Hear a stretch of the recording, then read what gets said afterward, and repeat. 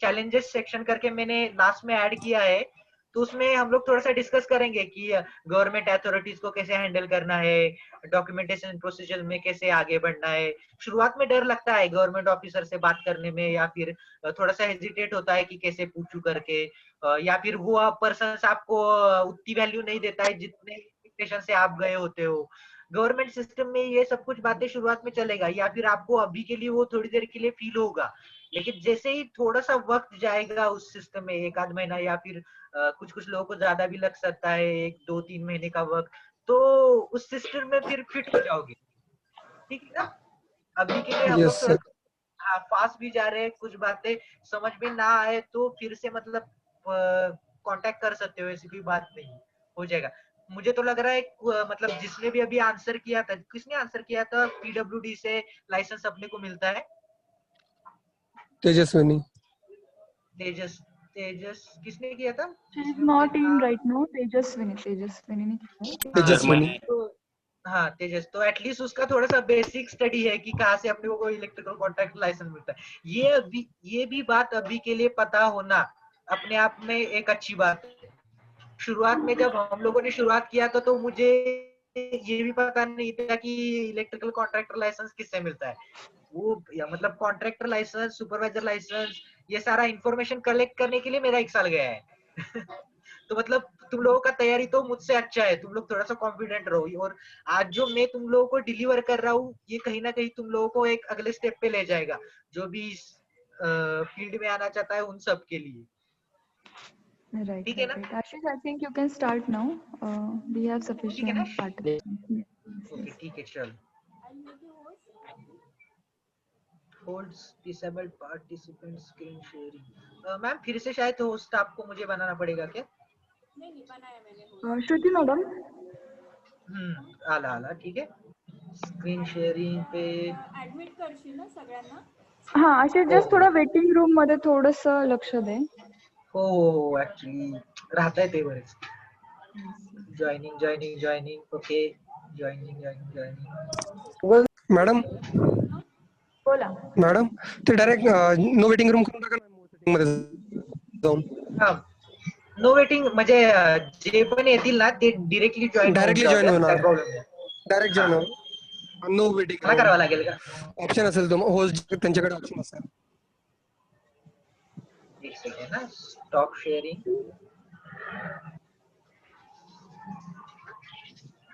कुठे बरं मला कोणी सांगू शकतं का की सेटिंग मध्ये कुठे आहे का पार्टिसिपेंट्स मध्ये?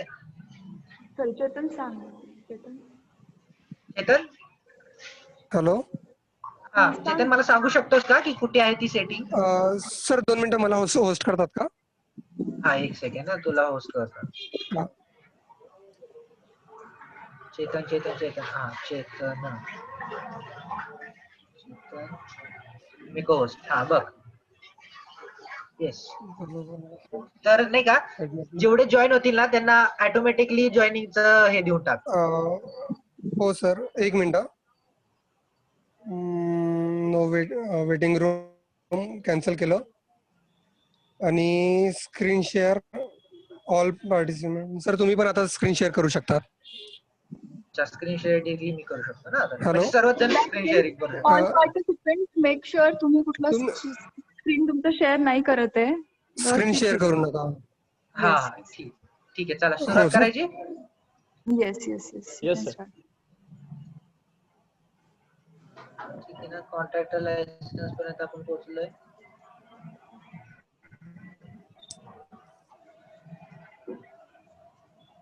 ठीक है फॉर्मेल तो अभी स्टाफ ऑफ इलेक्ट्रिकल कॉन्ट्रैक्टर, तो इसमें थोड़ी सी कुछ बातें जो समझ में सबको सुनाई दे रहा है? हाँ सर, yes sir, हाँ sir. Yes sir. yes yes sir, sir. जो हाँ स्टाफ ऑफ इलेक्ट्रिकल कॉन्ट्रैक्टर है ना, तो इस पे थोड़ा सा हम लोग को थोड़ा सा ध्यान देने का पड़ेगा। इसको हम लोग को समझ के लेना पड़ेगा कि नहीं क्या क्यों ये इम्पोर्टेंट है। जो भी इलेक्ट्रिकल कॉन्ट्रैक्टर के पास काम करने वाला जो स्टाफ है ना, उनको एक स्पेसिफाइड रजिस्टर मेंटेन करना होता है, जिसको इलेक्ट्रिकल कॉन्ट्रैक्टर की भाषा में मस्टर बोलते हैं। जैसे हम लोग अपना कॉलेज में रजिस्टर मेंटेन करते हैं ना, हर रोज कोई आया कि नहीं वगैरह वो सब बातें, वैसे ही हर एक कॉन्ट्रैक्टर के पास एक रजिस्टर मेंटेन किया जाता है जिसको मस्टर बोलते हैं। समझ रहे हो ना इस बात को बहुत अच्छे से समझ लो।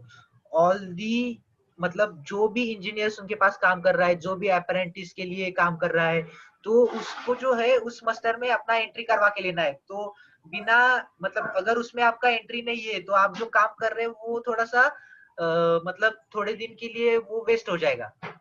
तो कभी भी किसी कॉन्ट्रैक्टर के पास जाओ तो उसके पास ये रजिस्टर है कि नहीं, उस बात की श्योरिटी पकड़ के जाओ। अभी बहुत सारे लोग विदाउट कॉन्ट्रैक्टर लाइसेंस भी काम करते हैं, कुछ रेसिडेंशियल प्रोजेक्ट्स में वगैरह, कुछ कमर्शियल प्रोजेक्ट्स में, या फिर वो किसी का कॉन्ट्रैक्टर लाइसेंस अपने पास लेते हैं और एज अ सब कॉन्ट्रैक्टर काम करते हैं। तो जो सब एज अ सब कॉन्ट्रैक्टर काम करने वाला पर्सन है वो जो है आपको ओरिजिनल मास्टर कॉपी और वो जो एक्सपीरियंस सर्टिफिकेट आपको नहीं दे सकता जो आपको रिक्वायर्ड है। तो इस बात को अच्छे से समझ लो। जो direct government authorise electrical contractor है, जिसके लेटर हेड पे या फिर जिसके पास लाइसेंस नंबर है, तो उसके पास सीधा आपको काम करना है। इस बात को अच्छे से समझ के ले। सब कॉन्ट्रैक्टर के पास आपको काम नहीं करना है, सीधा आपके पास आपको कॉन्ट्रैक्टर के पास काम कर रहे हैं, जिसके पास जो है ये लिखा हुआ है ना, every contractor shall maintain a register in form of M of all supervisors, wiremen and apprentice. Such register shall be obtained from Secretary of Electrical Inspector Office and shall be open to inspection at the time of Electrical Inspector and his representatives. तो हर एक contractor को ये compulsory है कि जब भी electrical inspector उस register की डिमांड करे तो उस इलेक्ट्रिकल कॉन्ट्रैक्टर को, इलेक्ट्रिकल इंस्पेक्टर को रजिस्टर दिखाना पड़ता है कि मेरे पास इतने सुपरवाइजर है, इतने इंजीनियर है, इतने अपेरेंटिस है। तो समझिए ना, तो उस मस्टर में आपका नाम होना चाहिए। इस बात को समझ लो ना, समझ गए ना। बहुत सारे स्टूडेंट मतलब मैं भी एक साल गया मेरा, और एक साल बाद मैंने उस कॉन्ट्रैक्टर के पास अपना नाम रजिस्टर करवा के लिया। ठीक है ना। तो ये सबके साथ होगा। अभी जो सेशन अटेंड कर रहे हैं उसमें से भी कभी कभी ये पॉसिबल हो सकता है कि नहीं, क्या उसके साथ ये हो, क्यों हो सकता है, क्योंकि ये मास्टर पे आप कितने भी नाम ऐड नहीं कर सकते हो, उसमें कुछ लिमिटेशन है। अगर वो कॉन्ट्रैक्टर एक का कॉन्ट्रैक्टर है तो वो खाली दो ही सुपरवाइजर रख सकता है, मतलब लाइसेंस होल्डर सुपरवाइजर दो ही रख सकता है, और उसके नीचे दो ही अप्रेंटिस ट्रेनी रख सकता है। मतलब अगर एक कॉन्ट्रैक्टर है उसके पास दो सुपरवाइजर लाइसेंस होल्डर पर्सन है तो उसके नीचे दो नाम अप्रेंटिस ट्रेनी का आएगा एज अ बी इलेक्ट्रिकल। मतलब समझ गए ना, जो नोट लिखा हुआ है ना, देखो उसको अच्छे से पढ़ लो। Apprentice engineer shall work only under direct supervision of permit holder electrical supervisor. अभी जो इलेक्ट्रिकल सुपरवाइजर लाइसेंस होल्डर है उसके ही हाथ के नीचे अगर आपने काम किया है तो ही आपका एक्सपीरियंस काउंट किया जाएगा इलेक्ट्रिकल सुपरवाइजर लाइसेंस के लिए। समझिए तुम लोग, मतलब मैं डिलीवर कर पा रहा हूँ ना अच्छे से। देखो मैंने वो रेड में इसलिए ये स्लाइड मैंने स्पेशली जो है कलरफुल किया है थोड़ा सा। इस स्लाइड को जो है अच्छे से समझ लेना, क्योंकि आप लोग शुरुआत सुपरवाइजर लाइसेंस से करने वाले हो। तो इसमें जो भी कंडीशंस है या फिर मास्टर की मैं जो बात कर रहा हूँ इसको शुरुआत में ही समझ लेना, तो तुम लोग का ज्यादा वक्त नहीं जाएगा इन सब बातों के लिए। ठीक है ना। स्टाफ ऑफ कॉन्ट्रैक्टर के लिए एक अलग से रजिस्टर मेंटेन किया जाता है। उस रजिस्टर मतलब मास्टर में आपका नाम जाना चाहिए। इस एंड ऑफ सेमिनार में जो है ना, मैं तुम लोगों को वो भी दिखाऊंगा कि कैसे लगता है। वो ग्रीन कलर का एक बुक आता है, उसमें सबका रजिस्ट्रेशन होता है। ठीक है ना। टेस्ट रिपोर्ट, अभी ये जो यस है सर। कमाई, हाँ, कमाई का जरिया यहाँ से हम लोग का शुरू होता है। मतलब इतना सब कुछ कर लिया तो अभी कमाई कैसे चालू होगी, ये क्वेश्चन होगा ना तुम लोगों के पास। तो यहाँ से देखो टेस्ट रिपोर्ट, कभी किसी ने मतलब एमएससीबी ऑफिस गए हो क्या? एमएससीबी ऑफिस में जो है ये वर्ड बार बार सुनने को मिलता है, test report test report test report. कितने लोगों को पता है ये टेस्ट रिपोर्ट क्या होता है? अगर घर का भी कभी एमएससीबी का मीटर अगर आप न्यू कनेक्शन लिया है या फिर आपके एमएससीबी मीटर में कुछ प्रॉब्लम है, बिल ज्यादा आ रहा है, ऐसी कुछ प्रॉब्लम हो ना, तो कॉन्ट्रैक्टर से टेस्ट रिपोर्ट लेना पड़ता है। देखो मैंने यहाँ पे एग्जांपल में नीचे जो है एक एग्जांपल मैंने मेंशन किया है, while new connection of MSCB meter. तो ऐसे वक्त में जो है हम लोग को टेस्ट रिपोर्ट देना पड़ता है एमएससीबी को। और मतलब बाकी भी सेक्टर में टेस्ट रिपोर्ट देना पड़ता है, लेकिन एमएससीबी में बहुत ज्यादा टेस्ट रिपोर्ट की डिमांड होती है। हर एक जो प्रोजेक्ट एमएससीबी इंस्टॉल करता है, जैसे रेसिडेंशियल प्रोजेक्ट में अगर किसी बिल्डर का साइट चल रहा है तो उसमें हर एक फ्लैट के लिए एक न्यू मीटर देना है तो हर एक फ्लैट के लिए हर एक मीटर का टेस्ट रिपोर्ट आपको देना पड़ेगा। समझ गए बात को? तो हर new connection of MSC meter में आपको टेस्ट रिपोर्ट देना है। तो टेस्ट रिपोर्ट में जो है पहले इंपॉर्टेंस आता है इलेक्ट्रिकल सुपरवाइजर को। टेस्ट रिपोर्ट पे है दोनों का सिग्नेचर रहता है, एक सुपरवाइजर का और दूसरा इलेक्ट्रिकल कॉन्ट्रैक्टर का। तो उसमें जो इंपॉर्टेंस है वो इलेक्ट्रिकल सुपरवाइजर को है। इलेक्ट्रिकल सुपरवाइजर का रिस्पॉन्सिबिलिटी रहता है कि उसने सारा टेक्निकल सुपरविजन कर लिया है या फिर सारे सेफ्टी प्रोसीजर्स उसने फॉलो किए हैं। ये सब बातें देखने के बाद आपको टेस्ट रिपोर्ट साइन करना होता है। वो एक एज अ रिस्पॉन्सिबल पर्सन आप साइन कर रहे हो, ऐसे उसका मतलब है। समझ गए सब लोग? तो ये जो है टेस्ट रिपोर्ट के लिए अभी मतलब सुपरवाइजर्स और इलेक्ट्रिकल कॉन्ट्रैक्टर्स 500 से लेकर 5000 तक चार्ज करते हैं टेस्ट रिपोर्ट खाली जनरेट करने के लिए। अगर आप किसी रेसिडेंशियल प्रोजेक्ट का अगर सिंगल मीटर आपको इश्यू करवा के देना है तो खाली सुपरवाइजर जो है, सुपरवाइजर कॉन्ट्रैक्टर का चार्जेस तो अलग ही होता है। खाली सुपरवाइजर जो है 1000 रुपीज तक चार्ज कर सकता है खाली एक साइन देने के लिए। समझ गए ना बात को? तो ये आप इलेक्ट्रिकल कॉन्ट्रैक्टर के पास भी अपना सुपरवाइजर लाइसेंस दे सकते हो या खुद भी कर सकते हो। ठीक है ना? Documentation required for contractor license ये हम लोग पहले ही डिस्कस कर चुके हैं। जो पीडीएफ में तुम लोगों के साथ शेयर करने वाला हूँ उस पे ना 106 पे और 107 पे जो ये सारे डॉक्यूमेंट्स है। ठीक है ना? समझ में आ गए? तो मतलब मोस्ट ऑफ द बातें जो है ना वो पीडीएफ में शेयर की हुई है, तो उसको एक बार गो थ्रू कर लेना। और जो भी समझ में नहीं आ रहा है तो उसमें सेक्शन दिया हुआ है कि रूल है, फॉर्म है करके। तो जो समझ में नहीं आ रहा है वो मुझे, मैं एंड ऑफ द सेशन मेरा मेल आईडी दूंगा, तो उस पे तुम लोग मुझे लिख सकते हो कि नहीं क्या ये बातें हम लोग को समझ में नहीं आ रहे, इस पे हम लोगों को थोड़ा सा आप अगर गाइड कर सकते तो अच्छा है। ठीक है ना? कांटेक्ट नंबर अभी के लिए मैं डायरेक्टली शेयर नहीं करूंगा, लेकिन मोहित सर, श्रुति मैम के पास मेरा डायरेक्ट कांटेक्ट नंबर है। तो अगर कुछ ऐसी इमरजेंसी आ गई कि जहाँ पे आप बहुत ही ज्यादा अटक रहे हो तो मुझे डायरेक्टली कांटेक्ट कर सकते हो। लेकिन किसी के पास भी, गवर्नमेंट अथॉरिटीज के पास या फिर किसी कॉन्ट्रैक्टर के पास मेरा नाम जो है डायरेक्टली नहीं लेना है। समझ गए? इस बात को अच्छे से समझ के रखो, क्योंकि कोई भी बाहर पर्सन जो है इतने ओपनली सारी बातें शेयर नहीं करेगा जितनी मैं आज तुम लोगों के साथ कर रहा हूँ। ठीक है ना? तो ये बात को अच्छे से समझ के रखो। मेरा नाम यस कहीं, यस हाँ, मेरा नाम कहीं पे नहीं लेना है। गवर्नमेंट ऑफिस में भी जाओगे तो मतलब ऐसे दिखाना है कि आपको कुछ पता नहीं है। उन लोगों से इंफॉर्मेशन एक्सट्रैक्ट करके लेना है, फिर अपना दिमाग इस्तेमाल करना है कि कैसे क्या आगे बढ़ना है करके। ठीक है? देखो अभी जो है हम लोग चैलेंजेस पे आ गए। सबको चैलेंजेस दिख रहा है कि इसमें क्या क्या चैलेंजेस आपके सामने खड़े होने वाले? प्रणव, चैलेंजेस का स्लाइड दिख रहा है ना? Yes hello, sir. हाँ हाँ चेतन यस दिख सर, रहा दिख है? रहा है। देखो, हाँ तो चैलेंजेस इसमें क्या आने वाले? हैविंग यस हैविंग यस हाँ, having a good man power. मतलब आप जिन भी लोगों के साथ काम करने वाले हैं या जो भी आपके साथ काम करने वाले हैं, उनका नेचर आपके प्रति थोड़ा सा अच्छा होना चाहिए। ये अभी कॉन्ट्रैक्ट सिस्टम में बहुत कम होते जा रहा है। स्किल और अनस्किल्ड मैन पावर आपके साथ थोड़ा बहुत तो होना चाहिए। शुरुआत करते समय मैं सजेस्ट करूंगा कि कोई आपके जान पहचान वाला हो तो अच्छा रहता है, क्योंकि काम जैसे आपने शुरुआत किया तो वो कम से कम 1-2 साल आपके साथ कंटिन्यू काम करते रहना चाहिए। अभी स्किल मैन पावर में कौन कौन आता है? इंजीनियर्स होते हैं। स्किल मैन पावर में जैसे एक्सपीरियंस इलेक्ट्रिशियन होता है, जैसे मराठी में हम लोग उनको वायरमैन बोलते हैं। तो इन सब लोगों की थोड़ा सा आपको जरूरत पड़ेगी। कम से कम आप शुरुआत जब कर रहे होते हैं तो एक इलेक्ट्रिशियन आपके साथ होना चाहिए, अच्छा पर्सन जो सारी टेक्निकल बातों को हैंडल कर सके। तो इस बात को थोड़ा सा समझ के लेना। जरूरी नहीं है कि शुरुआत करते वक्त आपके साथ कोई हो ही, लेकिन थोड़ा सा जैसे 1-2 साल बीत जाता है तो कोई अच्छा पर्सन आपके साथ होना चाहिए। ठीक है ना? अनस्किल मैन पावर तो मतलब मिल जाता है जो भी, मतलब अभी मार्केट कंडीशन जो है अनस्किल मैन पावर आपको अवेलेबल हो जाता है, लेकिन स्किल मैन पावर के लिए शुरुआत में थोड़ी सी प्रॉब्लम हो सकती है। कुछ लोगों को जल्दी अवेलेबल हो सकते हैं, कुछ लोगों को नहीं अवेलेबल हो सकते। ठीक है ना? दूसरा इसमें सेक्शन आता है सब कॉन्ट्रैक्टर्स। तो मेरा सबसे जो फेवरेट है अभी के लिए, पहले 2 या 3 साल के लिए, वो सब कॉन्ट्रैक्टर्स है।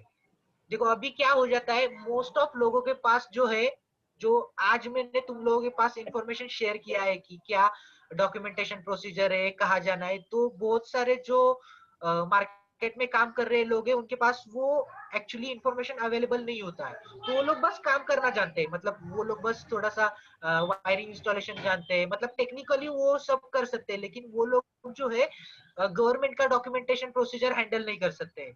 तो उन लोगों को स्पेसिफाइडली मैं सब कॉन्ट्रैक्टर्स बोलता हूँ। तो आपको क्या करना है, आपको जो है major as a electrical contractor काम करना है, आपको काम उठाना है और सब कॉन्ट्रैक्टर्स को डिस्ट्रीब्यूट करना है। तो ये जो है अभी के लिए जो है मेरा सबसे फेवरेट कैटेगरी।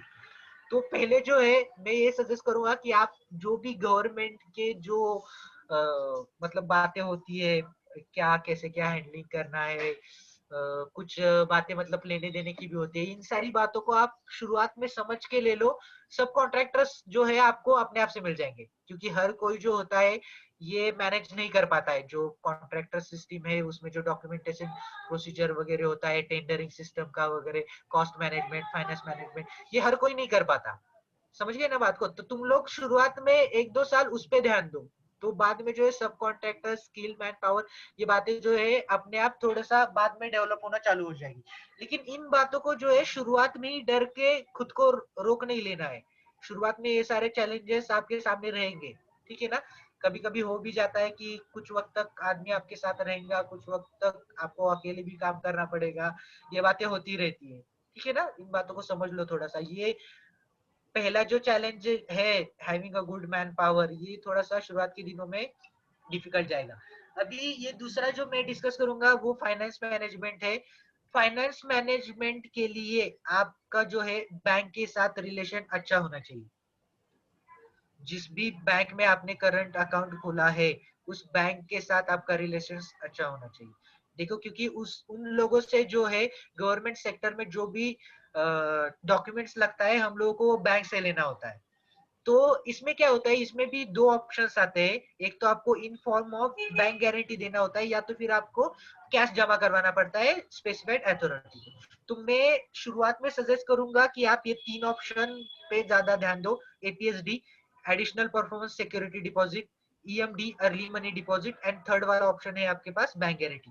तो किसी भी टेंडर को ये जो शुरुआत में 3 बातें हैं, ये हम लोगों को गवर्नमेंट अथॉरिटीज को जमा करनी पड़ती है। तो अगर आपका बैंक के साथ रिलेशन अच्छा है, तो ये जो 3 बातें मैंने बताई ना, तो ये बैंक से मिलती है, तो इसमें आपको इजी हो जाता है। ये जो पैसा है बैंक गारंटी को लगने वाला, या फिर एपीएसडी के लिए लगने वाला, ये पैसा आपको मतलब तुरंत वापस नहीं मिलता है। ये जो है इन फॉर्म ऑफ बैंक गारंटी आपको स्पेसिफाइड अथॉरिटी को जमा करवाना पड़ता है। जब भी आपका कॉन्ट्रैक्ट, समझ के पकड़ के चलो कि मैंने किसी हाईवे पे स्ट्रीट लाइट पोल्स इंस्टॉल कर दिया है, तो वहां पे जो है 1 साल का एक वारंटी पीरियड रहता है, या फिर कुछ कहीं पे 5 साल के लिए। तो उतने वक्त के लिए ये डॉक्यूमेंट्स आप फिर से किसी और टेंडर के लिए यूज नहीं कर सकते हो। लेकिन आपका अगर बैंक के साथ रिलेशन अच्छा है, तो जो भी पैसा आपने डिपॉजिट किया है, तो कुछ देर बाद उस पैसे को आप फिर से किसी नए काम के लिए यूज कर सकते हो। अभी ये थोड़ा सा समझने के लिए मुश्किल लग रहा होगा, लेकिन अगर कुछ आपने बैंकिंग सिस्टम में थोड़ा सा मतलब किया है अगर काम, तो ये बातें आपको फटाक से समझ में आ जाएगी। नहीं तो जब भी हम लोग टेंडरिंग सिस्टम जैसे आप चालू करोगे ना, तो उसमें ये सारी बातें आ जाएगी फाइनेंस मैनेजमेंट, ठीक है ना? स्टार्टिंग देखो मैंने वहां पे लिखा हुआ है, फाइनेंस मैनेजमेंट स्टार्टिंग में ये सारी बातें जो है बहुत इंपॉर्टेंस रखती है कि आप स्टार्ट में थोड़ा सा कैसे हैंडलिंग करते हो। और इसमें सबसे आखिर वाला पॉइंट आता है हैंडलिंग ऑफ गवर्नमेंट अथॉरिटीज, जहाँ से अपने को शुरुआत करनी है।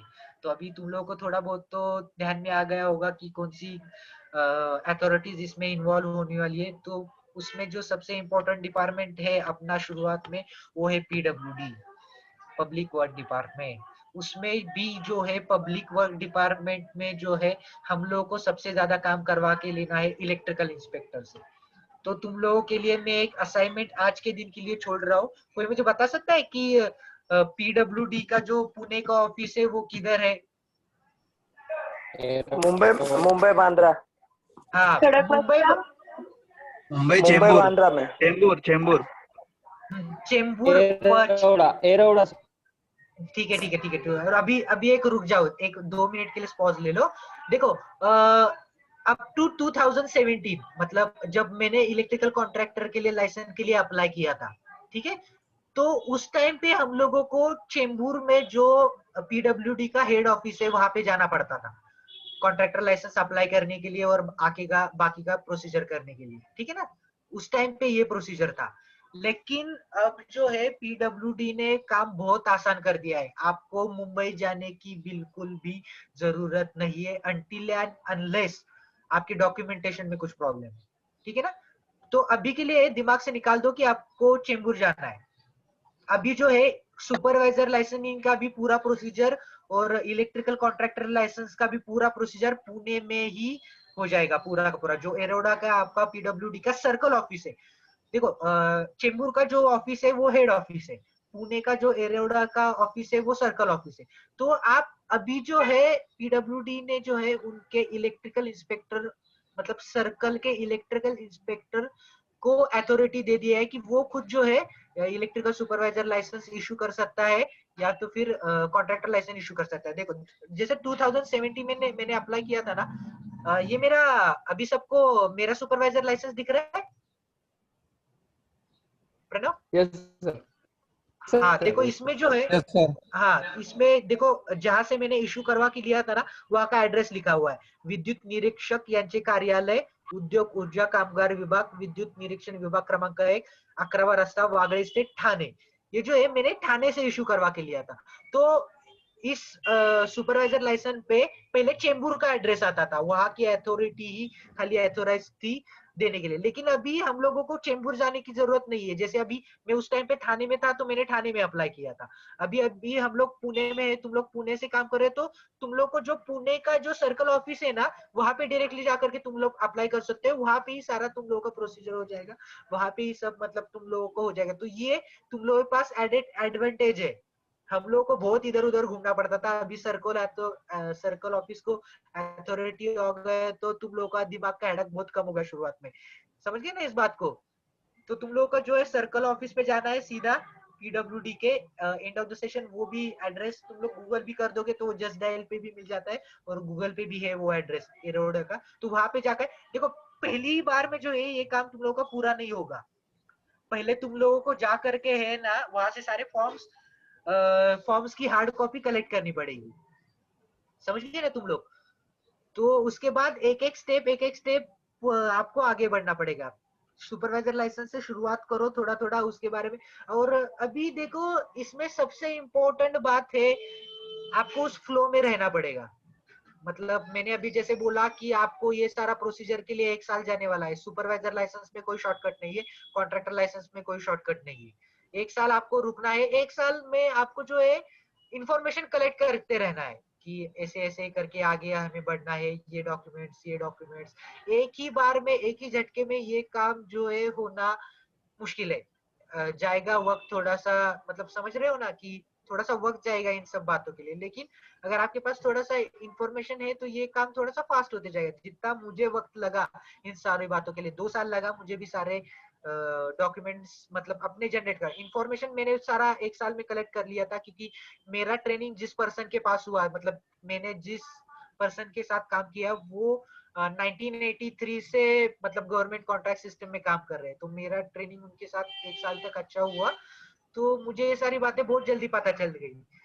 तो मतलब मेरा काम थोड़ा सा फास्ट हुआ है। मतलब मैं ये हॉनेस्टली एक्सेप्ट कर सकता हूँ कि कुछ बातों में मुझे हेल्प मिला है। लेकिन अगर आपको कुछ ऐसे हेल्प की जरूरत पड़े, कुछ वक्त के लिए ना भी मिले, ये एक चैलेंजेस का पार्ट है, तो थोड़ी देर के लिए आपको पेशेंस रखनी पड़ेगी। कुछ बातें जो है अपने आप से हो जाएगी कि मतलब डॉक्यूमेंटेशन प्रोसीजर अपने आप से आपको समझ में आने लगेगा, रिस्पांस कैसे आगे पर्सन का ये थोड़ी बहुत आपको मतलब नहीं क्या, जैसे जैसे टाइम जाते जाएगा उस सेक्टर में तो वो बातें आपको समझ में आ जाए। तो आपको जो है 1 साल के लिए थोड़ा सा पेशेंस रखना है, समझ गए ना। इस बात को थोड़ा सा माइंड में उतार के रखो, ये चैलेंजेस का मतलब एक पार्ट है। 1 साल तक आपको अच्छे से पेशेंस रखना है और फॉलो अप लेते रहना है इन सारी बातों का। कभी कभी ऐसे भी हो जाएगा कि मैं तुम लोगों को एन वक्त पे अवेलेबल नहीं हूँ या फिर मोहित सर मेरे साथ कोऑर्डिनेट नहीं कर पा रहे काम की वजह से वगैरह, तो ऐसे वक्त में थोड़ा सा पेशेंस रखना है। देखो सारी जो बातें है डॉक्यूमेंट्री है, कोई भी गवर्नमेंट ऑफिसर या गवर्नमेंट ऑफिसर, ये इस बात को ना थोड़े से आगे जो बोलने वाला है ना उसको अच्छे से समझो। कोई भी गवर्नमेंट अथॉरिटी या कोई भी गवर्नमेंट ऑफिसर या गवर्नमेंट कॉन्ट्रैक्टर अपने दायरे के बाहर जाकर के काम नहीं कर सकता।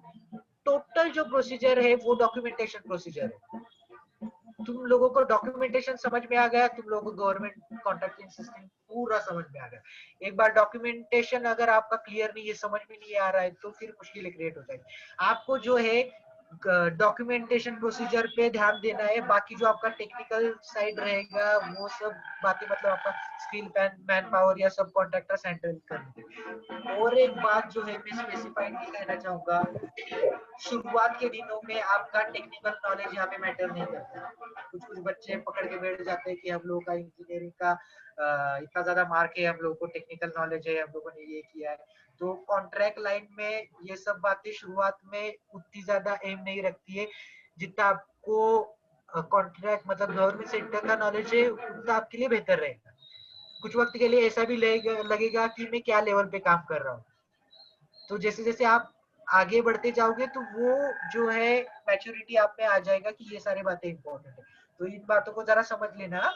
मैं ये बहुत बेसिक से तुम लोगों को बता रहा हूँ इसलिए कि मैंने बहुत ज्यादा प्रॉब्लम्स फेस की है उस मतलब उस ड्यूरेशन में, उस पीरियड में। ठीक है ना? तो थोड़ा सा माइंड को हेडेक होगा, थोड़ी बहुत प्रॉब्लम्स आएगी, थोड़ी देर के लिए लगेगा भी कि छोड़ दूं कि करूं आगे। आपको मैंने तो मतलब 2017 अगर श्रुति मैम ने आपको शेयर किया होगा तो 2016-17 में मैंने एक ऑटोमोटिव सेक्टर में एक काम भी किया है और इन सारी बातों का भी फॉलो किया है। तो वो जो 1-1.5 साल का पीरियड रहेगा ना, आप काम भी कर रहे हो और ये सारी बातें कर रहे हो, वो वक्त आपको मुश्किल जाएगा। मतलब एक साथ सारी बातें नहीं होगी, लेकिन देखो उसमें फायदा क्या है, आप इंफॉर्मेशन कलेक्ट करते रहोगे, इंफॉर्मेशन कलेक्ट करते रहोगे और दूसरी तरफ से आपका टाइम पीरियड निकलते जाएगा।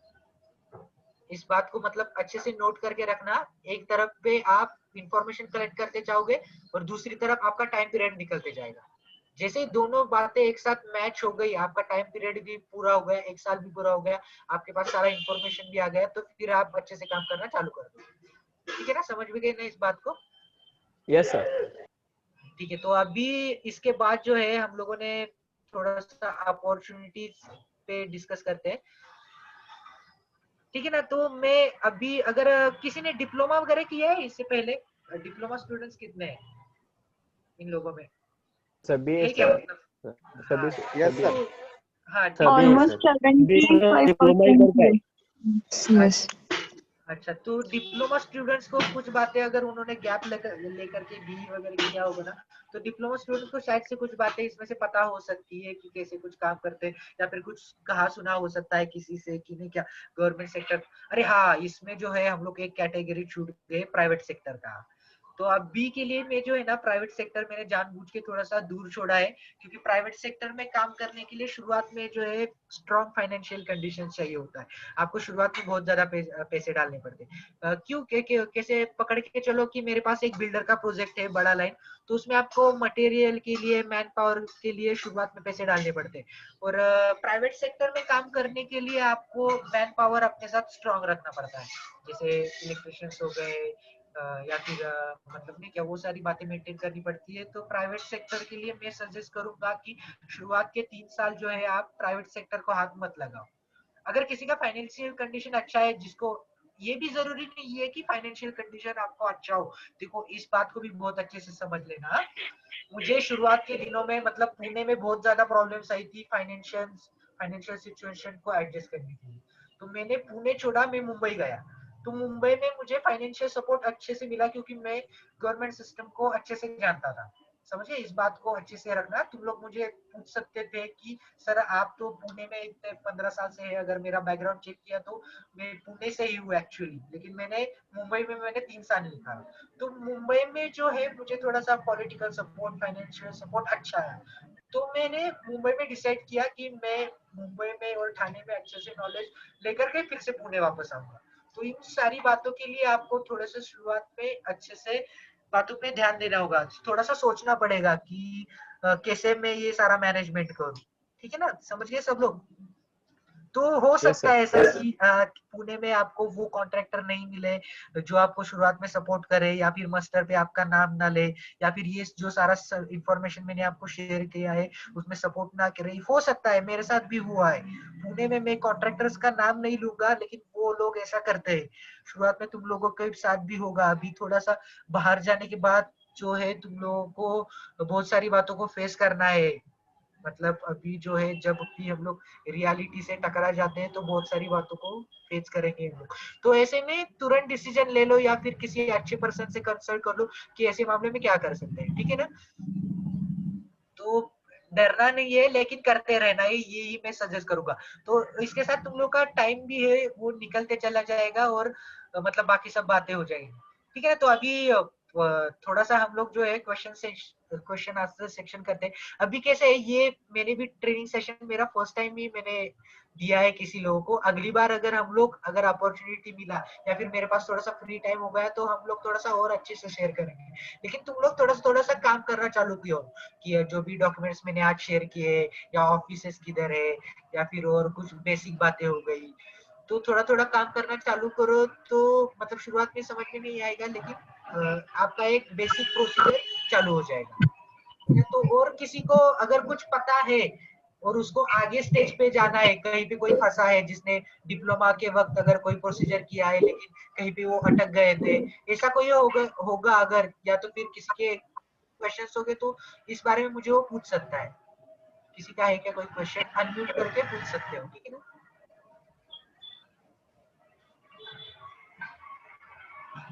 किसी को टेंडर रिगार्डिंग पूछना था। टेंडर रिगार्डिंग ना, तो टेंडर रिगार्डिंग है ना, हम लोग थोड़ा सा वेबसाइट पे चलते हैं।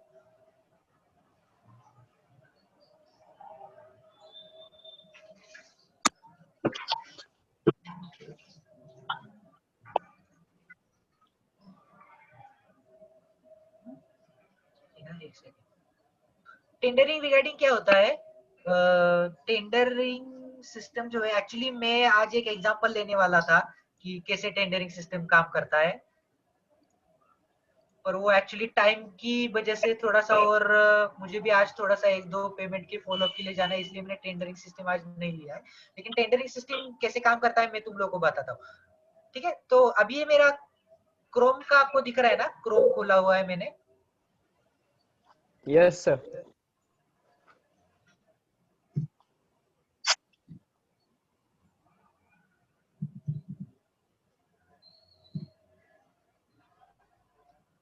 देखो ये मैं अभी नेशनल लेवल और आउट ऑफ स्टेट की बात अभी के लिए नहीं करूंगा। तुम लोग जो है एक बार इलेक्ट्रिकल कॉन्ट्रैक्टर लाइसेंस आपने हासिल कर लिया तो आप नेशनल लेवल के प्रोजेक्ट के लिए भी जा सकते हो, क्योंकि वो सिमिलरली अप्लाइड है पीडब्ल्यूडी डिपार्टमेंट के लिए। तुम लोग समझ गए ना, नेशनल लेवल के। जैसे अभी रिसेंटली मैं एग्जांपल दूं तो किसी को बीवीजी ग्रुप के बारे में पता है, भारत भारत विकास, उन्होंने अभी रिसेंटली एक टेंडर सिक्योर किया है, जो गुजरात में हम लोगों ने वो स्टैचू खड़ा किया ना, पटेल सर का, उसका इलेक्ट्रिकल हाँ सर। मेंटेनेंस का काम भारत विकास ग्रुप के पास है। वो एक एक्चुअली महाराष्ट्रियन कंपनी है, लेकिन उनके पास बहुत सारा टेंडरिंग सिस्टम का जो है मतलब जैसे मैंने लिखा था ना, एनुअल मेंटेनेंस का काम रहता है गवर्नमेंट सेक्टर का। क्लीनिंग वगैरह, माइक ट्रेन्स माइक वगैरह ये क्लीन करते सर हो। माइक माइक माइक माइक सबका म्यूट करो, मैं बोलता हूँ कब अनम्यूट करना है, ठीक है ना। तो इन लोगों के पास क्या रहता है, हम लोगों को ट्रेन क्लीनिंग वगैरह तरफ अभी नहीं जाना है, वो बात का सेक्शन है। लेकिन इलेक्ट्रिकल में बहुत सारी अपॉर्चुनिटीज अवेलेबल है। उसमें एचवीएसी सिस्टम आता है जिसका मेंटेनेंस इलेक्ट्रिकल कॉन्ट्रैक्टर्स करते हैं। अंदर बिल्डिंग मेंटेनेंस का होता है, जनरेटर मेंटेनेंस का होता है, ट्रांसफार्मर मेंटेनेंस का होता है। जैसे देखो ये मैंने अभी वेबसाइट खोला है ना, टेंडरिंग का वेबसाइट दिख रहा है तुम लोगों को। तो इसमें जो है सेक्शंस है, देखो tenders by locations, tenders by organisation. अभी ऑर्गेनाइजेशंस की मैं अगर बात करूं तो बहुत सारे ऑर्गेनाइजेशंस जो है, देखो इतनी बड़ी लिस्ट है तुम लोगों को अवेलेबल काम करने के लिए, 156 ऑलमोस्ट। देखो इसमें से 151 पे जो है ठाणे म्युनिसिपल कॉर्पोरेशन है, जहाँ पे मैं सबसे ज्यादा काम करता हूँ, ठीक है ना। इसमें पुणे म्युनिसिपल कॉर्पोरेशन भी होगा। दिख रहा है ना, लिस्ट दिख रहा है सबको। Yes sir. हाँ, तो देखो इसमें अगर मैं ठाणे म्युनिसिपल कॉर्पोरेशन चूज करूँ या फिर यहाँ पे जो है वापस आ करके टेंडर्स बाय लोकेशन करके भी एक टेंडर्स बाय लोकेशन करके भी है, यहाँ पर मैं आ जाता हूँ मैं, तो यहाँ पे सिलेक्ट कैटेगरी होता है गुड्स सर्विसेज। अगर ये भी नहीं जाता है, मतलब ये गवर्नमेंट का जो टेंडरिंग सिस्टम है ना, इसको शुरुआत में थोड़ा सा मतलब समझने के लिए 1-2 दिन जाता है। यहाँ पे देखो मतलब टेंडर फिल करना होता है ना, तो पीडब्ल्यूडी से अपने को की और पासवर्ड मिलता है, उसको पेन ड्राइव में कॉपी करवा के लेना पड़ता है और बाद में तुम लोग इस वेबसाइट पे टेंडर फिल कर सकते हो। टेंडरिंग सिस्टम ये मतलब कॉन्ट्रैक्टर लाइसेंस के बाद आने वाला पार्ट है, इसीलिए मैंने बेसिक इसका शेयर नहीं किया है। लेकिन अगर किसी को चाहिए होगा तो टेंडरिंग सिस्टम पे भी हम लोग थोड़ा सा आगे जाकर के एक सेशन कन्वर्ट करेंगे, मतलब ले सकते हैं। टेंडरिंग सिस्टम में क्या होता है Ashish, Mohit sir here. हाँ, I think we वही सारा है। required more sessions from your side हाँ, because तो you are giving so much information, very good information you are giving. हाँ, तो हाँ सर, हाँ. We are going to conduct it, जैसे भी छुट्टियों के दिन या फिर जैसे हम लोग आगे Yes, बढ़ेंगे ना, yes. तो ये भी मेरे पास भी वक्त कम था, लेकिन फिर भी मैंने Yeah. बहुत अच्छे से क्वेश्चन किए Yes, we डिलीवर करने required के। you more. We required more sessions from your side, I think. Sir ये Correct ना? कैसे है कि हाँ करेक्ट है सर, ये गवर्नमेंट कॉन्ट्रैक्ट सिस्टम का सर बहुत ज्यादा इसमें है, मतलब Yes, टेंडरिंग yes. सिस्टम पे हम लोग को अलग से काम करना पड़ेगा, प्रोसीजर पे हम लोग को अलग से काम करना। टेंडरिंग सिस्टम में क्या होता है, हर एक जो कॉन्ट्रैक्टर रहता है वो अपने कॉम्पिटिटिव बेस पे रेट शेयर करता है। मतलब मान के चलो मैंने एक एनुअल मेंटेनेंस का टेंडर उठाया है जो पुणे में, मतलब पुणे म्युनिसिपल कॉर्पोरेशन का बिल्डिंग का टेंडर है, उसका एनुअल टेंडरिंग कॉस्ट जो है 10 लाख रुपए है।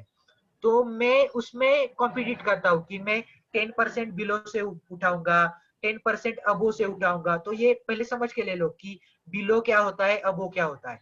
तो मोस्ट ऑफ प्रोजेक्ट्स जो होते हैं वो अंडर बिलो सेक्शन ही सिक्योर किए जाते हैं। मतलब अगर एनुअल उसका टेंडरिंग कॉस्ट जो है 10 लाख है, तो मैं टेंडर भरते वक्त मैं जो है मैं शेयर बोलूंगा कि मतलब मैं 10% लेस में काम करने वाला हूँ। तो 10 लाख का काम रहेगा तो मैं उसको 9 लाख में कंप्लीट करवा के दे दूंगा, तो तब जाकर के मुझे टेंडर सिक्योर होगा। समझ गए इस बात को तुम लोग? तो ऐसे टेंडरिंग सिस्टम काम करता है। टेंडरिंग सिस्टम का भी मेरे पास अच्छे से डॉक्यूमेंट है, वो भी मैं आज शेयर करने वाला था, लेकिन आज थोड़ा सा जो है टाइम के कम की वजह से है। देखो एक सेकंड, टेंडरिंग के लिए क्या डॉक्यूमेंट्स लगता है ना, वो मैं तुम लोगों को शेयर कर देता हूँ।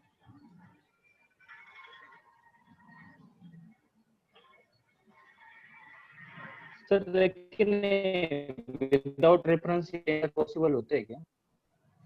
विदाउट रेफरेंस देखो शुरुआत में तो नहीं, क्या शुरुआत में डिफिकल्टी होगी। देखो ये हाँ मैं वो भी बात पे आता हूँ, हम लोग सेशन जस्ट वाइंड अप करेंगे उसके साथ कि रेफरेंस के बिना होता है कि नहीं होता है, ठीक है ना? Everyone have to rejoin again, okay? ठीक है।